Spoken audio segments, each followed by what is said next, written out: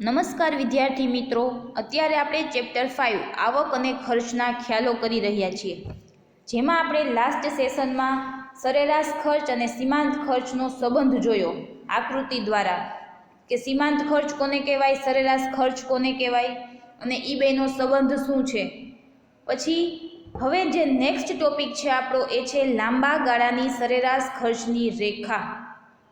અત્યાર સુધીના જે ખર્ચા જોયા, હવે એના પછી છે અત્યારે જે ટૂંકા ગાળાની હતી, હવે લાંબા ગાળાની સરેરાશ ખર્ચની રેખા છે એ કેવી હોય, long run average cost curve. 2 માર્ક્સમાં પૂછવામાં આવે છે તમને એક્ઝામમાં। પ્રોફેસર બેનહામ જણાવે છે કે લાંબા ગાળે સ્થિર ખર્ચ અને અસ્થિર ખર્ચ એવું વર્ગીકરણ હોતું નથી। કોઈ પણ ધંધાકીય એકમ હોય એમાં લાંબા ગાળે બધા જ ખર્ચાઓ છે એ કેવા હોય, સરખા હોય છે। આપણે જ્યારે આગળ ખર્ચના જે વર્ગીકરણ કર્યું તો એ વર્ગીકરણમાં આપણે જોયું કે ટૂંકા ગાળાના ખર્ચા છે, આ બધા જે ખર્ચાઓના જે પ્રકાર જોયા એ બધા ટૂંકા ગાળા માટે છે। લાંબા ગાળે તો દરેક ધંધાકીય એકમ હોય એમાં બધા ખર્ચાઓ છે એ કેવા થઈ જાય છે, સરખા થઈ જાય છે। સ્થિર ખર્ચ કોને કહેતા હતા કે ઉત્પાદનમાં ગમે એટલો ફેરફાર કરવામાં આવે પરંતુ ખર્ચમાં કોઈ પણ ફેર પડે નહીં, ખર્ચ તો જેટલો થતો હોય એટલો જ કન્ટિન્યુ હરખો જ થાય, તો એવો જે ખર્ચ છે એને સ્થિર ખર્ચ કહેવાય। અને અસ્થિર ખર્ચ એટલે કે ઉત્પાદનના એકમોમાં જે પ્રમાણે વધારો ઘટાડો થાય એ પ્રમાણે ખર્ચમાં પણ વધારો ઘટાડો થાય તો એને અસ્થિર ખર્ચ કહેવાય, કે જે ખર્ચ સ્થિર નથી રહેતો એને અસ્થિર કહેવાય। તો લાંબા ગાળે સ્થિર ખર્ચ અને અસ્થિર ખર્ચ એવું કોઈ પણ પ્રકારનું વર્ગીકરણ હોતું નથી।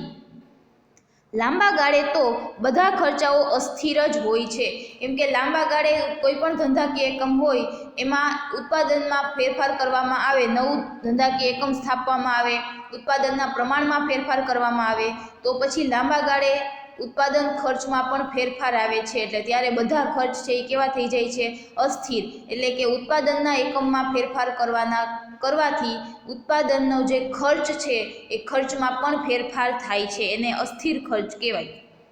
ટૂંકા ગાળાનો ખર્ચનું જે સ્થિર અને અસ્થિર ખર્ચમાં વિભાજન થાય તે લાંબા ગાળે અપ્રસ્તુત બને છે। આ ખાસ યાદ રાખવાનું કે ટૂંકા ગાળામાં સ્થિર અને અસ્થિર ખર્ચ જેવું વિભાજન થઈ શકે, લાંબા ગાળામાં એવું વિભાજન થઈ શકે નહીં, કારણ કે લાંબા ગાળે બધા જ ખર્ચાઓ છે એ અસ્થિર હોય છે। સ્થિર અને અસ્થિર ખર્ચનો તફાવત ટૂંકા ગાળા માટે હોય છે। લાંબા ગાળે ઉત્પાદનનું પ્રમાણ વધારવા માટે પેઢીએ સાધનોનું પ્રમાણ વધારવું પડે છે। હવે લાંબા ગાળે કોઈ નવું એકમ સ્થાપવામાં આવે અથવા તો અત્યારે જે હાલના જે એકમ છે એમાં ઉત્પાદનના પ્રમાણમાં વધારો કરવામાં આવે, ફોર એક્ઝામ્પલ બિસ્કિટ બનાવતી કંપની હોય તો બિસ્કિટના 10 એકમ બનાવે છે તો ટૂંકા ગાળા માટે 10ના 15 બનાવે, 10ના, તો એમાં કોઈ ફેર પડે નહીં, પણ લાંબા ગાળે એને બિસ્કિટનું ઉત્પાદન વધારવું હોય તો પછી એને શું કરવું પડે, એને નવા સાધનો વસાવવા પડે, નવા મજૂરોને કામે લગાડવા પડે, તો એના કારણે ખર્ચમાં વધારો થાય। એટલે લાંબા ગાળે ઉત્પાદનમાં ફેરફાર કરવાના કારણે બધા ખર્ચાઓ છે એ અસ્થિર બની જાય છે। રોજ 10ના બનાવવાનું નક્કી જ હોય અને એકાદ 2 વખત 10ના 12 બનાવવાના થાય તો એમાં કાંઈ ફેર ન પડે, ટૂંકા ગાળા માટે કોઈ પણ પ્રકારનો ફેર પડે નહીં, પરંતુ લાંબા ગાળે ઉત્પાદનના પ્રમાણમાં ફેરફાર કરવાથી ઉત્પાદન ખર્ચમાં પણ ફેરફાર થાય છે, એટલા માટે બધા ખર્ચાઓ છે એ અસ્થિર, લાંબા ગાળે અસ્થિર ખર્ચ બની જાય છે। સાધનો વધતા બધા ખર્ચાઓ વધે છે। સાધનો વધે એટલે પછી સાધનોના મેન્ટેનન્સનું, એમાં બીજા માણસોની મૂડી, શ્રમ, આ ઉત્પાદનના 4 સાધનો છે, જમીન, મૂડી, શ્રમ અને નિયોજક, તો એ સાધનને બેસાડવા માટે નવું સાધન તમે વસાવો, એ સાધનને રાખવા માટે જગ્યાની એટલે કે જમીનની જરૂર પડે, પછી મૂડીની જરૂર પડે, સાધનને ખરીદવા માટે મૂડીની જરૂર પડે, જમીન, મૂડી, પછી એને ચલાવવા માટે શ્રમની જરૂર પડે અને એનું સંચાલન કરવા માટે નિયોજનની પણ જરૂર પડે, એટલે જમીન, મૂડી, શ્રમ અને નિયોજક, આ ઉત્પાદનના બધા જ સાધનોમાં ફેરફાર કરવા પડે। સાધનો વધતા બધા ખર્ચાઓ પણ વધે છે, તેથી સ્થિર ખર્ચ હોતું નથી, ખર્ચ છે એ કેવું થઈ જાય છે, અસ્થિર। પેઢી મોટી બને છે પરિણામે અસ્થિર ખર્ચાઓ ઉત્પાદનની સાથે વધતા જાય છે. હવે પેઢી મોટી બની જાય એના કારણે શું થાય, જે અસ્થિર ખર્ચાઓ છે એ પણ ઉત્પાદન જેમ વધે એમ ખર્ચમાં પણ શું થતો જાય, વધારો. જમીન, મૂડી, શ્રમ, નિયોજક, ઉત્પાદનના ચારેય સાધનોમાં વધારો કરવો પડે. ઉત્પાદનના સાધનોમાં વધારો કરવા માટે ખર્ચાઓ કરવા પડે. એટલા માટે અસ્થિર ખર્ચાઓ છે એ ઉત્પાદનની સાથે વધતા જાય છે. એક ઉદાહરણથી સમજીએ. ફોર એક્ઝામ્પલ, પેઢીમાં કામ કરતા કાયમી શ્રમિકને ચૂકવાતું વેતન ટૂંકા ગાળામાં સ્થિર ખર્ચ ગણાય છે. હવે કોઈ પણ વ્યક્તિ છે એ પેઢીમાં કાયમ કામ કરતો હોય તો એનું જે વેતન ચૂકવવામાં આવે છે એ ટૂંકા ગાળા માટે કેવું કહેવાય, સ્થિર કહેવાય.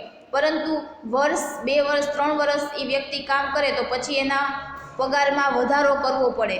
જે શ્રમિક છે એને એકને એક વસ્તુ છે, કેમ કે જેમ જેમ દિવસે ને દિવસે મોંઘવારી વધતી જાય છે તો લોકોની આવકમાં પણ ફેરફાર થાય. તો ટૂંકા ગાળા માટે ચૂકવાતું વેતન છે એ સ્થિર ખર્ચ છે.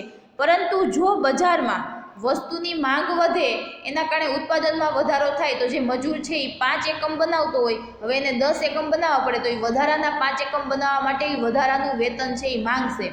કાંઈ એમને ન બનાવી દે, કેમ કે એ પાછળ છે એ મહેનત કરે છે. એ જે પણ કાંઈ પ્રવૃત્તિ કરે છે એ આવક મેળવવાના હેતુથી કરે છે. તો શું થાય કે જેમ વસ્તુની માંગ વધે એમ નિયોજકને લાગે છે કે આ માંગ કાયમી અથવા તો લાંબા ગાળા માટે વધી છે, તો વધારાના શ્રમિકોને કામ ઉપર રાખે છે. હવે માંગ વધે એટલે શ્રમિકોની જરૂર પડે એટલે એ વધારાના શ્રમિકોને કામ ઉપર રાખશે. તો એ જે વધારાના શ્રમિકો આવ્યા એને પણ વેતનની ચૂકવણી કરવી પડે, તો એ ખર્ચ છે એ શું થઈ ગયો, વધી ગયો. જમીનનો વધારાનો ટુકડો ભાડે અથવા તો વેચાણથી લઈને પેઢીને મોટી બનાવવામાં આવે છે. હવે નવા સાધનો ખરીદે, નવા મજૂરોને રાખે તો એ લોકોને જે જગ્યા ઉપર કામ કરવાનું છે એ જગ્યાની પણ એને જરૂર પડે. તો એ જમીનનો ટુકડો કાં તો એ કાયમી ધોરણે ખરીદી લે અથવા તો એ ભાડે પણ રાખે, પણ એ પણ એને પેઢી મોટી કરવા માટે થઈને એ પણ એને એક ખર્ચ કરવો પડ્યો. આમ લાંબા ગાળે સ્થિર ખર્ચ જેવું કાંઈ હોતું નથી. બધા ખર્ચાઓ છે એ કેવા બને છે, અસ્થિર બને છે. તો આપણે આ જે લાંબા ગાળાના અસ્થિર ખર્ચ છે, લાંબા ગાળાની સરેરાશ ખર્ચની રેખા, એના વિશે સમજૂતી મેળવી કે લાંબા ગાળે સરેરાશ ખર્ચની રેખા છે, લાંબા ગાળે બધા જ ખર્ચાઓ છે એ અસ્થિર હોય છે. લાંબા ગાળે સ્થિર ખર્ચ જેવું કાંઈ હોતું નથી.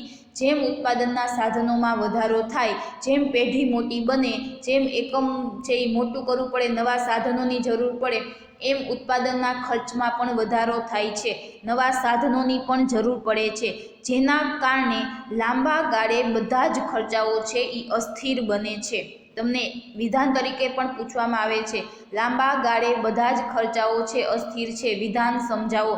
તો એ વિધાનના જવાબમાં તમારે આમાં જેટલું આપેલું છે એનો આન્સર સ્વરૂપે લખવાનું છે. અને આ તમને 2 માર્કમાં લાંબા ગાળાની સરેરાશ ખર્ચની રેખા સમજાવો એવું પૂછવામાં આવે છે. તો આ જે ક્વેશ્ચન છે એ અહીંયા પૂરો થયો.